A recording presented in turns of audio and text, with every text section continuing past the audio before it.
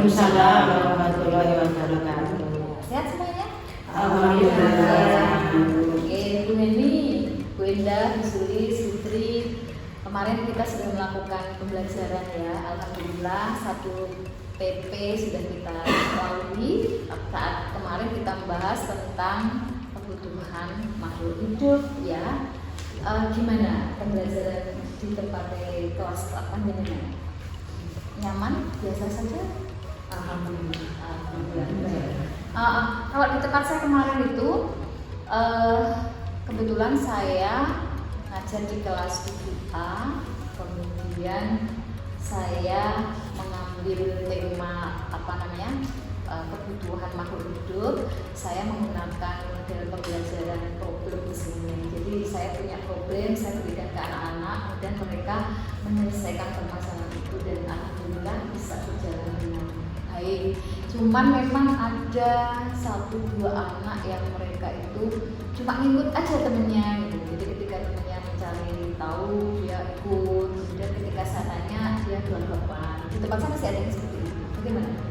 Di tempat saya teman-teman untuk kelas 7F juga seperti itu Bu. Jadi ada beberapa yang istilahnya bonceng temennya. Bahkan dengan teknologi yang ada sekarang ini anak-anak suka ini. Pengennya langsung instan, googling, langsung tanya ya, ada yang tanya di Google, pertanyaan itu dapat terjawab dengan cepat. Cuma untuk nanti menganalisanya anak-anak yang mungkin masih kurang. Kalau di tempat saya 7I itu karena saya menggunakan metode berdiferensi, jadi anak-anak saya beri kebebasan. Jadi di sini ada hambatan yaitu kekurangan waktu Bu. Jadi misalkan kan ada yang mereka milih buat ada yang membuat video, ada yang PowerPoint. Jadi untuk waktunya itu jadi tidak bersamaan gitu. Ya ada yang mading, ada yang poster gitu. Tapi untuk yang video ini waktunya itu kurang. Kemudian yang kedua itu juga alat. Untuk peralatan itu ada juga anak yang tidak membawa HP atau HP-nya nggak support. Kemudian kalau untuk yang PPT itu memang bagusnya itu memang pakai laptop ya.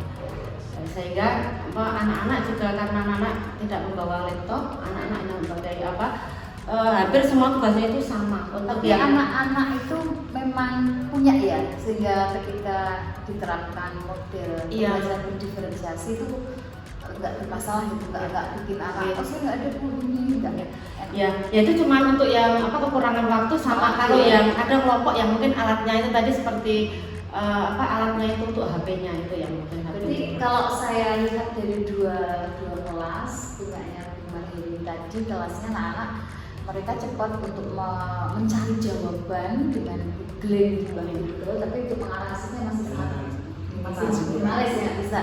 Tadi punyanya Bu Indah itu kekurangan waktu. Kalau tempat saya itu anaknya bervariasi. Ada yang anaknya cuma diam aja, itu juga ada. Kemudian yang aktif sekali itu juga ada. Jadi bermacam-macam. Kemudian kemarin saya menggunakan untuk materi kebutuhan itu berdasarkan pengalaman. Misalnya kebutuhan yang dihadapi sekarang, coba berikan contoh langsung pada pengalaman pribadi. Itu dan mereka bisa bedain mana kebutuhan, mana keinginan ya. Iya bisa. Yang penting ya kita tekankan ke anak-anak karena mungkin mereka masih merasa bahwa semua yang dia inginkan adalah kebutuhan. Ya, akhirnya ambil. Putri ada masukan mungkin dari permasalahan jadi 2 kalau Sulis ya insya Allah lancar. Bisa kita kembangkan lagi untuk di kelas-kelas kita berikutnya dengan kita sharing seperti ini. Permasalahan tadi ketika anak-anak itu ada problem dikasih mereka jawabnya cepat tapi jawabnya Google Bang Google itu udah nyiapin apapun ada jawabannya. Ada masukan? Iya. Pendekatan memakai pendekatan Bu Rima tadi memakai istilahnya problem di sini pakai referensi. Ini tadi program juga, ya. Semua bagus. Tapi kalau saya cenderung memakai permainan. Kalau saya pakai permainan, jadi anak-anak saya suruh nulis kebutuhan dia yang istilahnya prioritas yang bisa yang mendesak dan setelah mendesak dan bisa ditangguhkan. Anak-anak saya suruh membaca prioritas. Terus nanti anak-anak saya suruh nulis kebutuhannya, namanya umpama si Ahmad, karena maaf ya, sekolah kita ini kan ada yang nonjol banget dan ada yang agak terlambat banget. Inputnya bermacam-macam. Inputnya bermacam-macam. Jadi istilahnya kita kasih permainan itu supaya mereka ikut bermain dengan menulis apa menjadi kebutuhan prioritas mereka. Otomatis setelah mereka menulis kebutuhan prioritas, kemudian yang bisa ditangguhkan apa, itu nanti setelah mereka tulis, kemudian saya suruh melipat. Habis saya suruh melibat, akhirnya saya suruh ngobrolkan ke depan. Habis itu terus nanti anak-anak saya suruh salah satu umpama yang paling pintar saya suruh baca, ambil aja kebutuhannya si Agus, kebutuhan prioritas ini. Saya suruh bandingkan sama kebutuhannya dia. Di mana kesamaannya, di mana kekurangannya, di mana yang perlu. Dan nanti disimpulkan bahwa setiap anak itu ternyata mempunyai prioritas beda. Kemungkinan si Agus membutuhkan buku dulu, sampingnya membutuhkan pensil berbeda. Dan di situ akhirnya mereka saya suruh ngasih pendapat.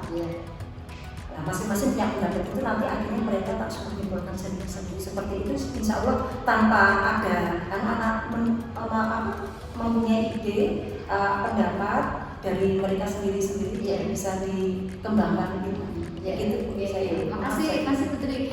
Berarti dari temuan yang kita dapati di kelas kita masing-masing, mungkin yang perlu kita garis bawahi untuk kita melakukan pembelajaran selanjutnya besok. Jadi setidaknya pada saat kita memberikan LKPD ke anak-anak, mungkin bentuk soal LKPD-nya itu jangan terlalu yang sederhana, yang anak itu begitu dia baca LKPD-nya langsung googling, langsung dapat, langsung tulis gitu. Sehingga mungkin seperti sarannya Bu Eni, jadi ketika kita membuat LKPD itu di situ tertulis langkah-langkah di mana anak itu akan mengalami pembelajaran. Jadi dia mempunyai pengalaman langsung. Ya kan tadi terus misalnya anak-anak disuruh menuliskan kebutuhan terus diprioritaskan dan sebagainya. Jadi mungkin yang perlu kita ubah ke depannya adalah satu isi dari LKPD yang kita buat gitu ya. Jadi usahakan LKPD yang kita buat itu tidak hanya sekedar bentuk pertanyaan di mana itu bisa dijawab anak dan muda, tetapi bentuk bentuk tugas di mana anak itu bisa menemukan dengan ngelapori dengan LKPD. Nah kemudian yang kedua, permasalahan kita karena anak-anak kita itu bermacam-macam tadi sudah dilakukan oleh Bu Linda, memang betul kita perlu untuk melakukan pembelajaran dengan menggunakan pembelajaran berdiferensiasi. Artinya kita memfasilitasi semua anak kita. Jadi bisa berdiferensiasi proses, bisa berdiferensiasi produk ya, maupun berdiferensiasi konten. Nah dari situ berarti yang perlu lagi mungkin kita benahi, kita bisa besok duduk bareng lagi untuk membuat LKPD di mana kita akan mainkan pembelajaran berdiferensiasinya. Apa tiga-tiganya mau kita ambil? Saya terlalu berat. Mungkin bisa salah satu, bisa sesuai dengan temanya. Dan akan lebih cantik lagi ketika kita membuat LKPD, membuat modulnya kita gabungkan seperti ini, sehingga besok yang satu kita sudah punya satu produk LKPD dan modul dimainkan di kelas saya, di kelas Bu Enda, kelas Bu Sulis, Bu Enda atau Bu Eni. Nanti pasti insya Allah hasilnya sama. Setelah itu baru kita bisa duduk lagi seperti ini, kita obrolkan lagi sehingga pembelajaran IPS itu akan semakin menyenangkan dan anak nggak bosan gitu.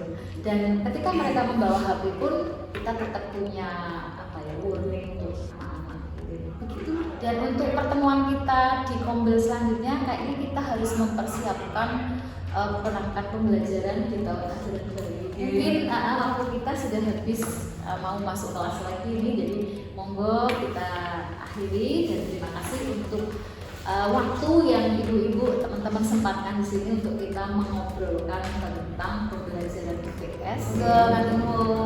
Assalamualaikum. Waalaikumsalam.